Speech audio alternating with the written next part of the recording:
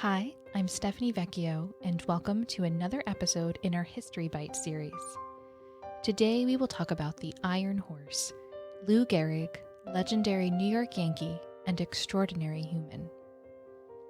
Lou Gehrig, whose full name was Henry Louis Gehrig, and whose original name was Ludwig Heinrich Gehrig, was born on June 19, 1903 in New York City.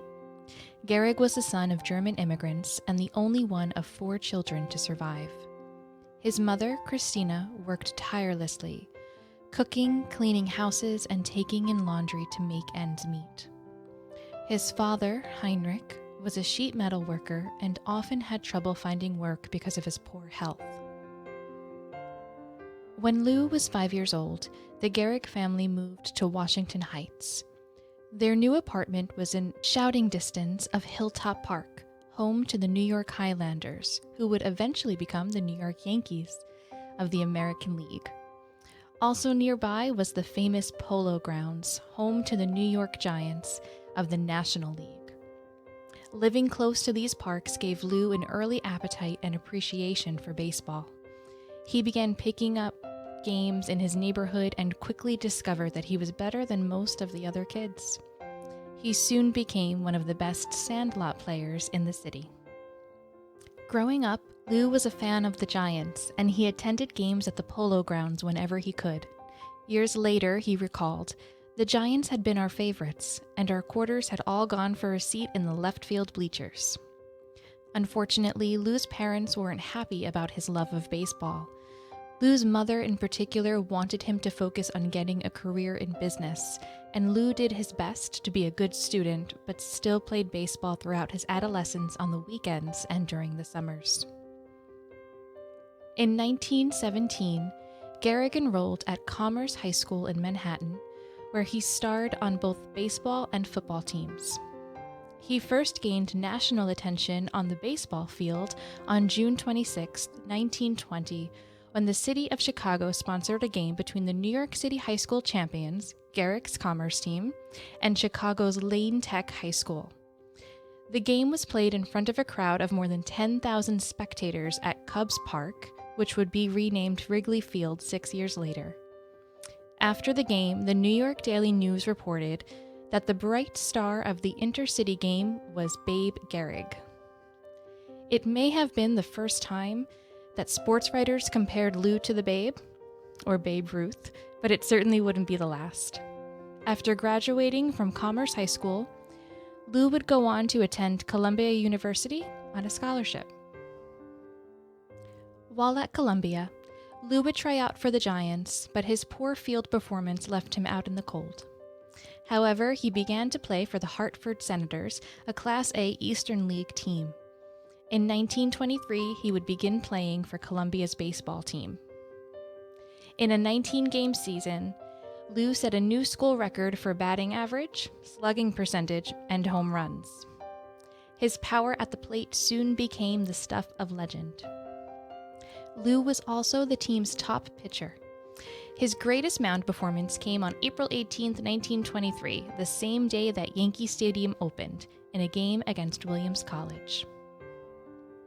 On April 26, 1923, a Yankees scout watched a game between Columbia and Rutgers. The scout was told that Gehrig was the one to watch. During that game, Gehrig hit 2 home runs in 3 at-bats against Rutgers, and the scout was so impressed that he called Yankees general manager Ed Barrow and told him that he had just discovered another Babe Ruth. After another excellent game, Barrow offered Lou a contract that paid him a $1,500 bonus and $400 a month. After accepting the deal and signing the contract, Lou Gehrig was a New York Yankee. Despite the excitement over Gehrig, he played just 7 games in 1923 and was sent down to the minors, playing for the Hartford Senators once again. There he found incredible success and was called back up to the Yankees in September of that year, where he played 6 more games and hit .476 with 4 doubles, a home run, and 8 RBIs. Although Gehrig attended spring training with the Yankees in 1924, the team couldn't find him a permanent position, and management wanted him to get more seasoning in the minors. Gehrig signed on once more with Hartford, where he hit .369 with 37 home runs, 40 doubles, and 13 triples in 134 games. When Hartford's season ended, Gehrig was once again invited to join the Yankees in September. On June 2, 1925, Gehrig became a starter for the Yankees after first baseman Wally Pipp had been on a bad luck streak. Batting sixth behind Babe Ruth, Gehrig went 3 for 5 with a double in his first game at first base. This was the beginning of what would eventually become the most famous streak in all of sports. In 126 games, Gehrig hit .295 with 23 doubles, 10 triples, 20 home runs, and 68 RBIs. Still officially a rookie, he finished 24th in voting for the American League's Most Valuable Player.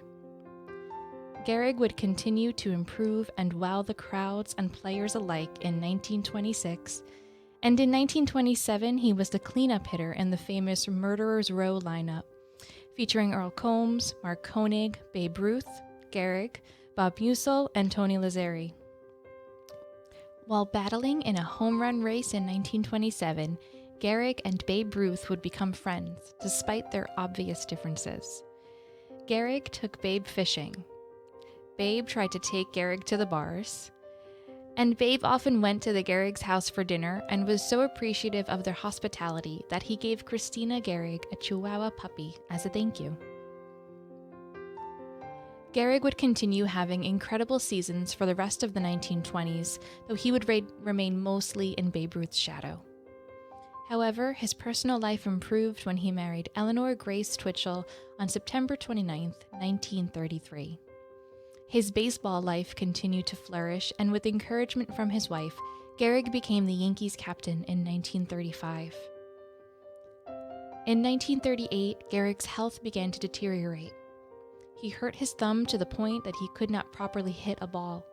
He continued to play through the pain, but Gehrig was not hitting. An extended drought at the plate in July and August led some to ask if the Iron Horse, now 35 years old, was on the decline. During the off-season, Gehrig continued to deteriorate, collapsing more than once during spring training. With his condition continuing to worsen, and after not playing for a month, Eleanor contacted the famous Mayo Clinic in Minnesota.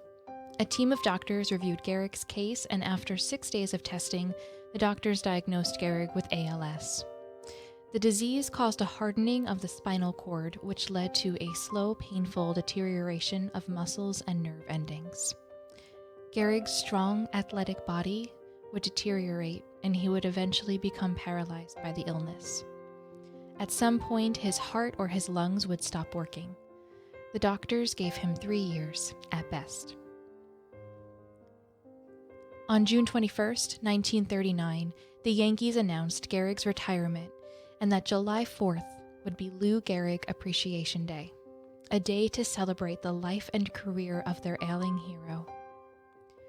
Almost 42,000 fans turned out for the ceremony, which took place between games of a doubleheader against the Washington Senators. Notable members of the great 1927 team showed up, including Babe Ruth, Earl Combs, Bob Meusel, and Tony Lazzeri. Wally Pipp was there, and so was Everett Scott, the man whose record Gehrig had broken for consecutive games played. Mayor Fiorello LaGuardia delivered a speech in which he proclaimed, "You are the greatest prototype of sportsmanship and good citizenship. Lou, we are proud of you." Joe McCarthy spoke, and so did Babe Ruth. It was this day where Gehrig said, "Fans, for the past 2 weeks you have been reading about a bad break. Today, I consider myself the luckiest man on the face of the earth." He closed by saying, "I might have been given a bad break, but I've got an awful lot to live for."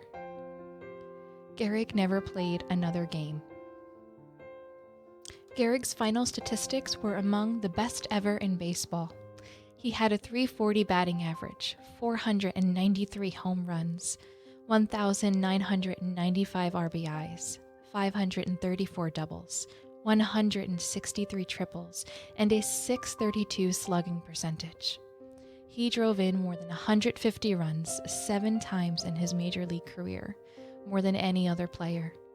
No other player has done it more than twice. He hit 23 grand slams, a major league record broken by Alex Rodriguez in 2013. It wasn't until September 6, 1995, that Gehrig's consecutive game streak was broken by Cal Ripken Jr. In October 1939, Gehrig accepted Mayor LaGuardia's appointment to a 10-year term as a New York City parole commissioner, and he was sworn into office on January 2, 1940. Gehrig performed his duties quietly and efficiently and was often helped by his wife Eleanor, who would guide his hand when he had to sign official documents.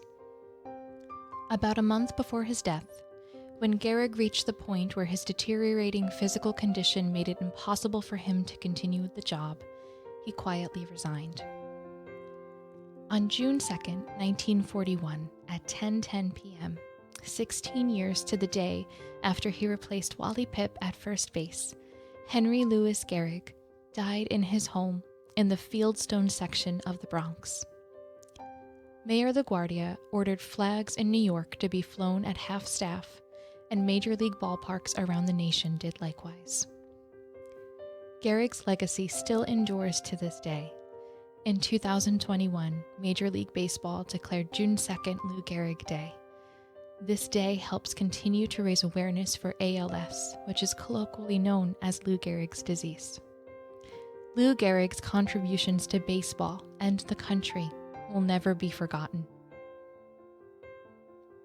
I'd like to thank you all for joining us for today's episode. If you enjoyed it, click like, and if you watched on YouTube, click subscribe. Thank you so much, and we'll see you next time.